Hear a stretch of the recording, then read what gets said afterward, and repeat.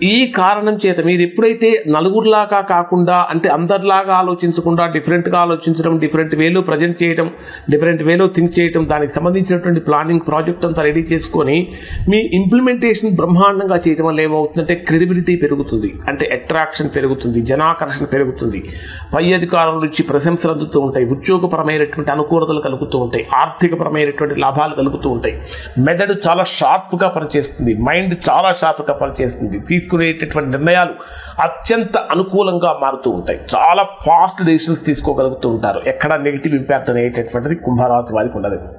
అంటే కుంభరాశి వారికి గురుడు అత్యంత అనుకూలమైనటువంటి యోగాన్ని ఇచ్చేటటువంటి స్థానంలోకి వెళ్తున్నాడు. ఇంకా పంచమ స్థానం అనేటటువంటి విద్యకు, మనస్సుకు కూడా సంబంధించినటువంటి స్థానం. పంచమ స్థానంలో గురుడి యొక్క సంచారం జరుగుతున్నప్పుడు మనస్సు ప్రశాంతంగా ఉంటుంది, విద్యాపరమైనటువంటి విషయాలు అత్యంత అనుకూలంగా మోస్ట్ ఫేవరబుల్గా మారుతాయి. అంటే విద్యలో ఎలాంటి ఇబ్బందులు ఉండవు.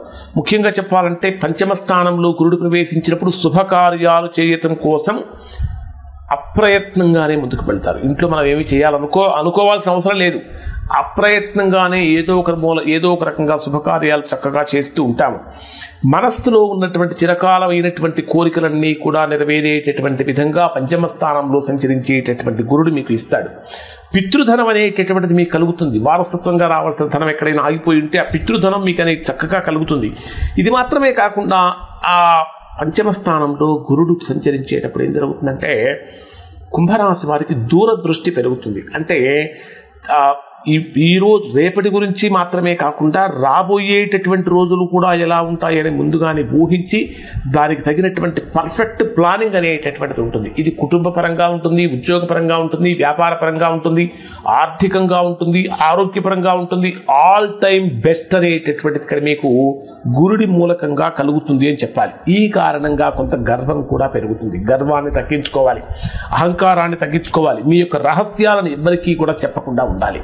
పంచమ స్థానంలో సంచరించేటటువంటి గురుడు యొక్క వీక్షణ మీ జన్మరాశికి 9వ స్థానం మీద, భాగ్యస్థానం మీద ఉంటుంది. భాగ్యస్థానం మీద గురుడు వీక్షణం కనుక ఉంటే పితృమూలకమైన అనుకూలత పెరుగుతుంది, పూర్వ పుణ్యం పెరుగుతుంది, ధర్మం పెరుగుతుంది, ధర్మకార్యాల వైపు మొగ్గు చూపుతూ ఉంటారు, అసత్యం చెప్పటం అనేటటువంటి తగ్గిస్తారు. ఇది 9వ స్థానంలో ఉండేటటువంటి గురుడు 9వ స్థానం మీద గురు వీక్షణ ఉంటే సమస్తమైన శుభాలు కలుగుతాయి. ప్రభుత్వ ఉద్యోగం కోసం ప్రయత్నించే వారికి ప్రభుత్వ ఉద్యోగం కూడా కలుగుతుంది.